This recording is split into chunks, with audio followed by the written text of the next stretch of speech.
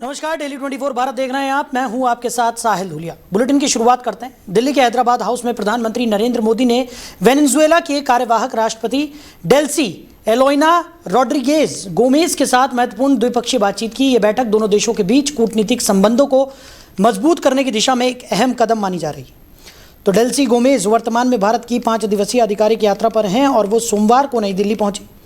उनके इस यात्रा के दौरान विभिन्न उच्च स्तरीय बैठकों और द्विपक्षीय चर्चाओं का कार्यक्रम निर्धारित है। बैठक में भारत और वेनेजुएला के बीच सहयोग के विभिन्न क्षेत्रों जैसे ऊर्जा, व्यापार, निवेश और सांस्कृतिक संबंधों को आगे बढ़ाने पर चर्चा होने की जानकारी सामने आई है।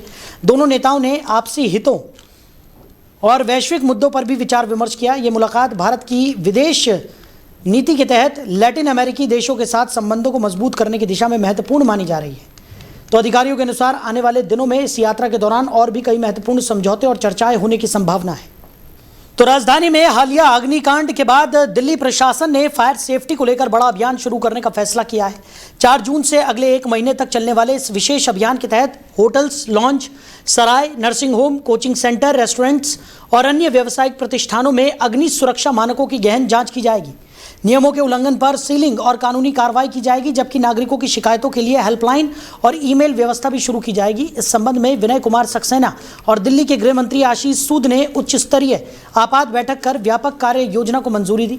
बैठक में हादसे की मैजिस्ट्रियल जांच के आदेश भी दिए गए हैं।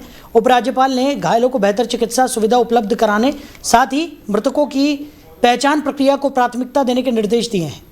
जरूरत पड़ने पर डीएनए सैंपलिंग कराने, परिजनों और संबंधित दूतावासों को सूचना देने, साथ ही अंतिम संस्कार एवं पार्थिव शरीर के परिवहन में सहायता उपलब्ध कराने को भी कहा गया है। वहीं दिल्ली के मेयर परवेश वाही ने अग्निकांड की उच्च स्तरीय जांच के आदेश देते हुए एमसीडी कमिश्नर संजीव खिरवार से 3 दिन के अंदर रिपोर्ट तलब की है। स्टैंडिंग कमेटी के चेयरपर्सन सत्य शर्मा ने भी अधिकारियों के साथ घटनास्थल का निरीक्षण किया है। एक बार सब हर अवैध बिल्डिंग जांच होगी, ऑलरेडी उसके लिए कार्रवाई चल रही है। ऐसी एक भी इमारत को छोड़ेंगे नहीं और जो दोषी हैं उनको गिरफ्तार किया जाएगा। मालिक को जिसने लापरवाही की है सब पे कार्रवाई हो। वहीं दिल्ली अग्निकांड के बाद सीएम योगी का आदेश सामने आया है। यूपी में भवन सुरक्षा अभियान शुरू किया जाएगा।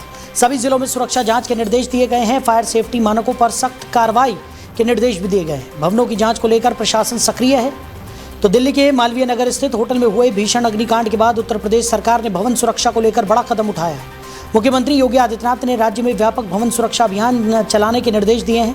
मुख्यमंत्री ने अधिकारियों को आदेश दिया है कि सभी जिलों में होटल, गेस्ट हाउस, मॉल और अन्य व्यावसायिक भवनों की फायर सेफ्टी और भवन सुरक्षा मानकों की गहन जांच की जाए। जहां भी नियमों का उल्लंघन पाया जाए वहां तत्काल कार्रवाई सुनिश्चित की जाए। इस अभियान का उद्देश्य ये सुनिश्चित करना है कि भविष्य में ऐसी किसी भी अग्नि दुर्घटना को रोका जा सके और लोगों की सुरक्षा को प्राथमिकता दी जा सके। प्रशासन को नियमित निरीक्षण और समय समय पर सुरक्षा ऑडिट करने के भी निर्देश दिए गए हैं। अधिकारियों के अनुसार अभियान के तहत फायर एनओसी, आपातकालीन निकास व्यवस्था और बिजली सुरक्षा मानकों की विशेष जांच की जाएगी। सरकार ने साफ किया है कि लापरवाही बरतने वाले भवन मालिकों के खिलाफ सख्त कार्रवाई की जाएगी।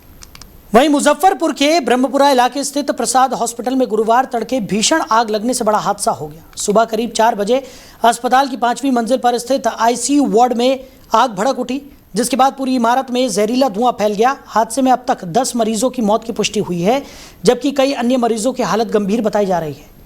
तो आग लगने के बाद अस्पताल में अफरा तफरी मच गई। दमकल विभाग की टीम मौके पर पहुंची और तत्काल राहत एवं बचाव कार्य शुरू किया गया।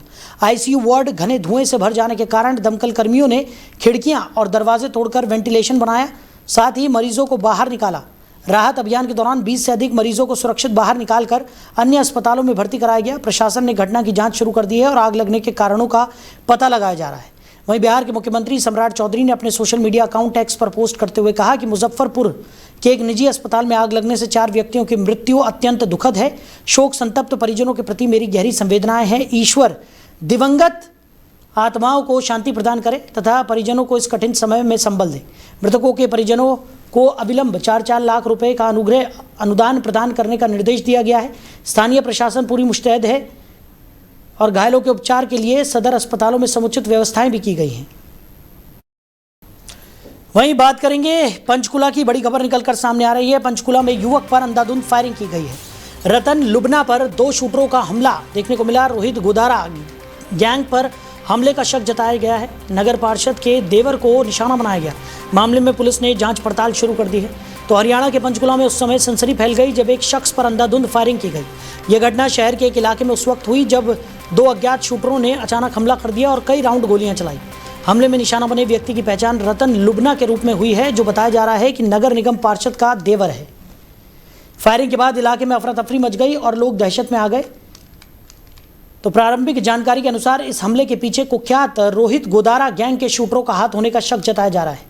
तो हालांकि पुलिस ने अभी इसकी आधिकारिक पुष्टि नहीं की है और सभी पहलुओं से जांच की जा रही है। घटना के बाद पुलिस मौके पर पहुंची और इलाके को घेराबंदी कर जांच शुरू कर दी। आसपास के सीसीटीवी फुटेज खंगाले जा रहे हैं और हमलावरों की पहचान के प्रयास तेज कर दिए गए हैं। फिलहाल आरोपी बताया जा रहा है फरार है और उनकी तलाश की जा रही है। अब में पंजाब सिविल सचिवालय और राज्य के प्रमुख धार्मिक स्थलों को ईमेल के जरिए बम से उड़ाने की धमकी मिलने के बाद सुरक्षा एजेंसियां अलर्ट मोड पर आ गई हैं। धमकी मिलने के बाद पूरे राज्य में हाई अलर्ट घोषित कर दिया गया है। सूचना मिलते ही पुलिस, सुरक्षा एजेंसियां, बम निरोधक दस्तों और साइबर सेल की टीमों ने संवेदनशील स्थानों पर जांच और तलाशी अभियान शुरू कर दिया। अधिकारियों के अनुसार धमकी भरे ईमेल की सत्यता और स्रोत का पता लगाने के लिए साइबर विशेषज्ञों की मदद ली जा रही है। धार्मिक स्थलों, सरकारी भवनों और अन्य महत्वपूर्ण संस्थानों की सुरक्षा बढ़ा दी गई है। सुरक्षा एजेंसियां किसी भी संभावित खतरे को देखते हुए व्यापक जांच कर रही है। फिलहाल किसी संदिग्ध वस्तु या विस्फोटक सामग्री के मिलने की सूचना नहीं है, लेकिन एहतियात के तौर पर सुरक्षा व्यवस्था कड़ी कर दी गई है। मामले की जांच पड़ताल भी लगातार जारी है।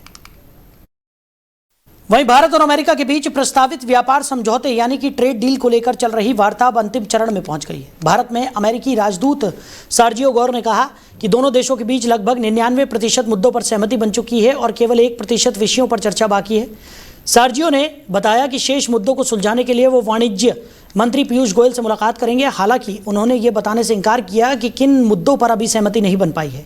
उन्होंने कहा कि व्यापार वार्ता में दोनों पक्षों को कुछ न कुछ समझौता करना पड़ता है ताकि परिणाम दोनों देशों के लिए लाभकारी हों। उनके अनुसार बचा हुआ 1% हिस्सा किसी नीतिगत मतभेद से नहीं बल्कि तकनीकी और कानूनी पहलुओं से जुड़ा है। सर्जियो ने उम्मीद जताई है कि दोनों देशों के बीच व्यापार समझौते पर जल्द ही अंतिम सहमति बन जाएगी। उन्होंने भारतीय वार्ताकारों की भी सराहना करते हुए कहा कि भारतीय टीम ने अपने देश के हितों की रक्षा के लिए प्रभावी और मजबूत भूमिका निभाई है। वहीं भारत और वेनेजुएला के बीच ऊर्जा सहयोग को नई दिशा मिलने की संभावना है। वेनेजुएला की उपराष्ट्रपति डेल्सी रोड्रिगेज 3 से 7 जून तक भारत के दौरे पर हैं। इस दौरान ऊर्जा, तेल आपूर्ति, निवेश और व्यापार से जुड़े कई महत्वपूर्ण मुद्दों पर चर्चा होने की उम्मीद है। पश्चिम एशिया में बढ़ते तनाव और वैश्विक तेल बाजार में अनिश्चितता के बीच भारत अपनी ऊर्जा सुरक्षा को मजबूत करने की रणनीति पर काम कर रहा है। इस क्रम में भारत ने हाल के महीनों में वेनेजुएला से कच्चे तेल का आयात बढ़ाया है, जिससे वेनेजुएला भारत के प्रमुख तेल आपूर्तिकर्ताओं में शामिल हो गया है। नई दिल्ली पहुंचने पर डेल्सी रोड्रिगेज ने भारत को साहसी, आध्यात्मिक और वैश्विक अर्थव्यवस्था में महत्वपूर्ण भूमिका निभाने वाला देश बताया। उन्होंने कहा कि वेनेजुएला भारत के लिए शांति, मित्रता और सहयोग का संदेश लेकर आया है। साथ ही इस यात्रा से दोनों देशों के संबंध और मजबूत होंगे और भारत दुनिया का तीसरा सबसे बड़ा तेल आयातक देश है, जबकि वेनेजुएला दुनिया के सबसे बड़े तेल भंडार वाले देशों में गिना जाता है। ऐसे में दोनों देशों के बीच संभावित समझौते भारत के लिए ऊर्जा स्रोतों में विविधता लाने और तेल आपूर्ति को अधिक सुरक्षित बनाने की दिशा में महत्वपूर्ण कदम साबित हो सकते हैं। दौरे के दौरान डेल्सी रोड्रिगेज भारतीय नेतृत्व और वरिष्ठ अधिकारियों के साथ कई उच्च स्तरीय बैठकें करेंगी, जिनमें द्विपक्षीय संबंधों को मजबूत करने और भविष्य के सहयोग के नए अवसर तलाशने पर विशेष जोर रहेगा। वहीं अमेरिकी राष्ट्रपति डोनाल्ड ट्रंप ने स्वीकार किया है कि उन्होंने इजरायल के प्रधानमंत्री बेंजामिन नेतन्याहू को फोन पर बातचीत के दौरान पागल कहा था। न्यूयॉर्क पोस्ट के एक पॉडकास्ट में ट्रंप ने बताया कि लेबनान पर लगातार हो रहे इजरायली हमलों को लेकर वो काफ़ी नाराज थे और इसी मुद्दे पर नेतन्याहू के साथ उनकी तीखी बहस हुई। ट्रंप ने कहा कि वो लेबनान के साथ जारी संघर्ष को रोकने की अपील कर रहे थे। बातचीत के दौरान उन्होंने नेतन्याहू से कहा कि अब वो ये सब बंद करना चाहते हैं, ये सब बंद होना चाहिए। इसी दौरान उन्होंने उन्हें पागल कह दिया। हालांकि ट्रंप ने यह भी स्पष्ट किया कि उनके और नेतन्याहू के बीच लंबे समय से अच्छे संबंध रहे हैं और वो उन्हें पसंद करते हैं। रिपोर्ट्स के मुताबिक ट्रंप लेबनान पर लगातार हो रही बमबारी से बेहद असंतुष्ट थे। वहीं नेतन्याहू उस समय लेबनान के खिलाफ सख्त रुख जारी रखने की बात कह रहे थे। हालांकि अब अमेरिका की मध्यस्थता में हुई वार्ता के बाद इजरायल और लेबनान युद्ध विराम के लिए सहमत हो गए हैं। वहीं राहुल गांधी गुरुवार को 2 दिवसीय उत्तराखंड दौरे पर पहुंच रहे हैं। आगामी 2027 विधानसभा चुनाव को देखते हुए कांग्रेस अल्मोड़ा से अपनी चुनावी अभियान का आगाज करेगी। राहुल गांधी सुबह हेलीकॉप्टर से अल्मोड़ा पहुंचेंगे और सिमकनी मैदान में आयोजित जनसभा को संबोधित करेंगे। कांग्रेस नेताओं के अनुसार राहुल गांधी करीब 1 घंटे तक कार्यकर्ताओं और जनता को संबोधित करेंगे। इसके बाद वो पौड़ी के लिए रवाना होंगे। पार्टी को उम्मीद है कि राहुल गांधी की ये सभा आगामी विधानसभा चुनाव के लिए कार्यकर्ताओं में नया उत्साह और ऊर्जा भरने का काम करेगी। जनसभा को लेकर कुमाऊं क्षेत्र में कांग्रेस कार्यकर्ताओं में भारी उत्साह देखने को मिल रहा है। पिथौरागढ़, बागेश्वर, चंपावत, नैनीताल और उधम सिंह नगर सहित कई जिलों से कार्यकर्ता और समर्थक सभा स्थल पर पहुंच रहे हैं। वहीं इस पर कांग्रेस सांसद कुमारी शैलजा ने कहा कि बढ़िया रैली होगी। हमें कल सड़कों पर भी आम लोग मिले थे जिनका कहना था कि राहुल गांधी आ रहे हैं तो हम सुनने आएंगे। आम लोगों के दिल में भावना है कि राहुल गांधी आ रहे हैं तो सच्ची बात होगी। राहुल गांधी का ग्राफ ऊपर होता जा रहा है। उत्तराखंड में आने वाले समय में कांग्रेस की सरकार बनेगी।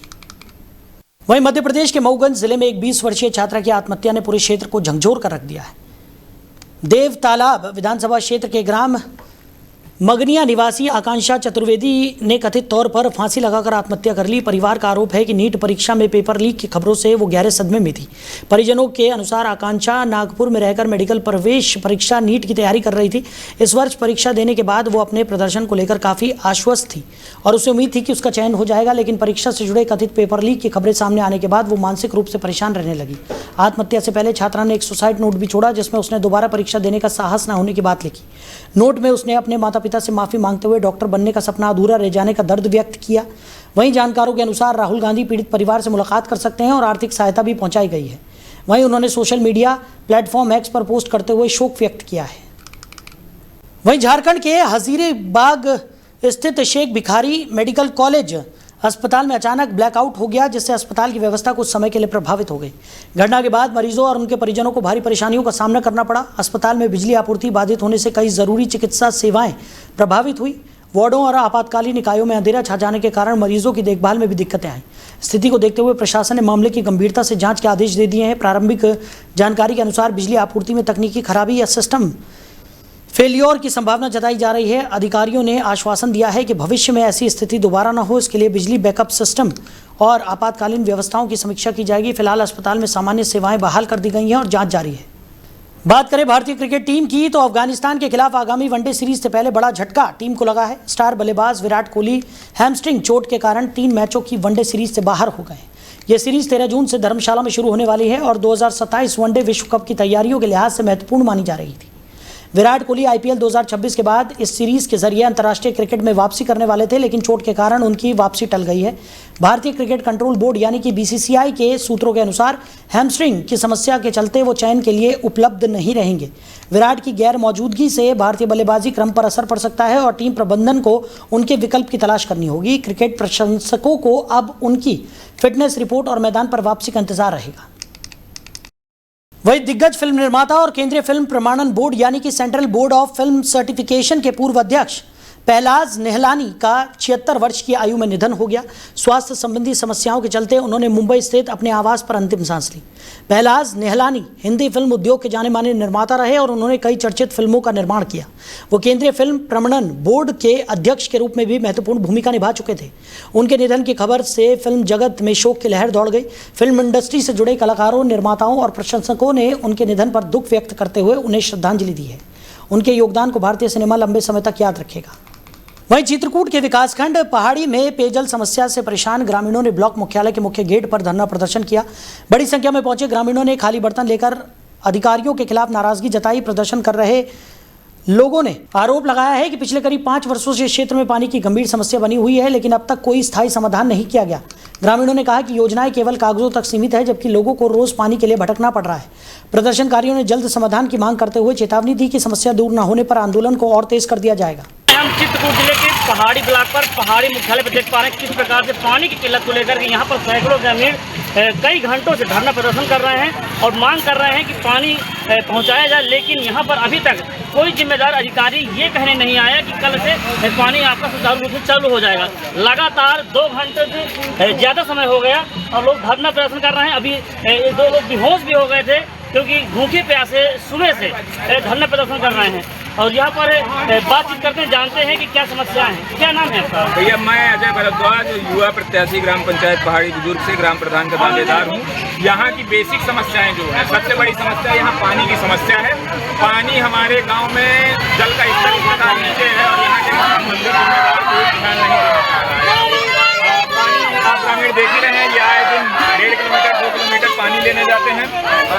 डर के साए में ये लोग जी रहे थे कि विरोध करेंगे किसी का तो हमारा विरोध हो जाएगा, कैसे किसका विरोध करें, क्या करें, कैसे करें, कैसे ना करें। पावर की नहीं है, इसके कारण ये लोग थोड़ा हिम्मत जुटा के ये लोग आज यहाँ ब्लॉक चुनाव करने आए हैं ताकि संबंधित अधिकारी एसडीएम साहब से अभी हमारी बातचीत हुई है।